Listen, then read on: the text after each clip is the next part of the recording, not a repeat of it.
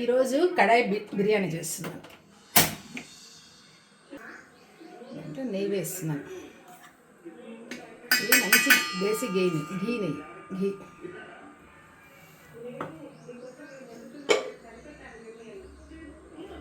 కరిగిన తర్వాత దీంట్లో సాజీరా కొంచెం, తర్వాత యాలకులు, లవంగాలు, తర్వాత యాలకులు, తర్వాత కొంచెం దాల్చిన చెక్క. అందరికి మధ్య ఎసిడిటీ ప్రాబ్లం వల్ల ఎక్కువ మసాలా వేసుకొని కొంచెం మసాలా, కొంచెం మిరియాలు ఒక 10 గింజలు,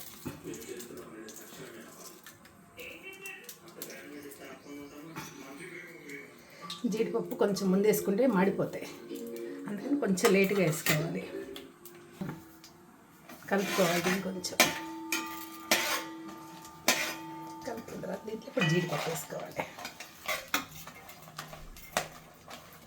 జీడిపప్పు వేసుకున్న తర్వాత కూరలు కట్ చేసుకునేసి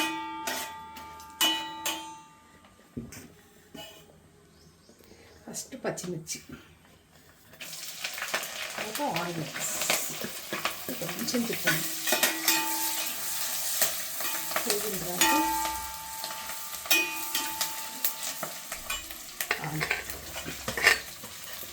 క్యారెట్. పిల్లలు విడిగా కూరలు ఎక్కువ తింటారు కదా, ఇలా అయితే కొంచెం ఎక్కువ తింటారని అన్ని కూరలు ఎక్కువ వేసాను నేను.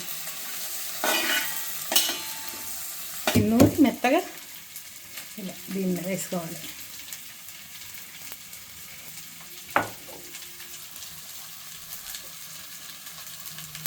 దీన్ని వేసేసుకుని అల్లం వెల్లుల్లితో ముందు వేస్తే పేస్ట్ అంతా డ్రై అయిపోయినట్టు అయిపోతుంది, వేగిన ముందు వాసన పోతుంది.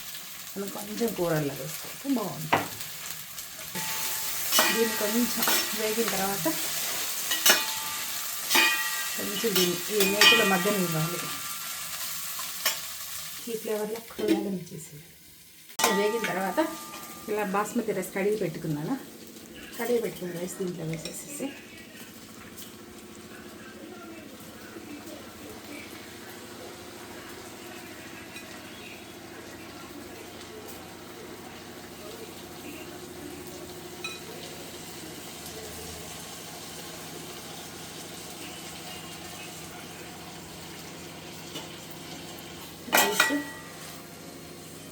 కూరలు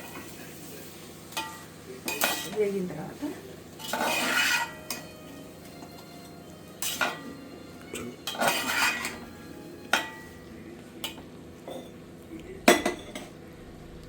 ఇప్పుడు దీంట్లో వాటర్ కౌంట్, గ్లాసుకు 2 గ్లాసులు వాటర్, 1 2 3 4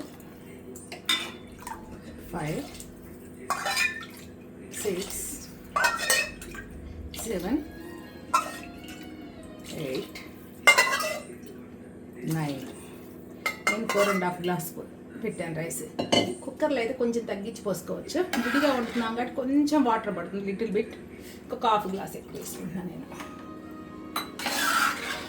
ఇలా ఒక్కసారి తిప్పేసేసి దీనికి కొంచెం తగినంత సాల్ట్, ఎందుకంటే మనకు కూరలో ఉంటుంది, రైతాలో ఉంటుంది, తగినంత సాల్ట్ వేసుకోండి. ఓకే, మూత పెట్టేసేసుకుంటే ఒక 1/2 అవర్లో అయిపోతుంది, 20 minutes రైస్ విడిగా. బిర్యానీ రెడీ. స్టవ్ ఆపేసుకొనేసి దీంట్లో కొంచెం కొత్తిమీర, పుదీనా పైనుంచి వేసేసుకొని కొంచెంసేపు మూత పెట్టేసుకుంటే ఈ ఫ్లేవర్ అంతా దీనికి పట్టి టేస్ట్గా ఉంటుంది. ఓకే, వేడి వెజిటబుల్ బిర్యానీ రెడీ.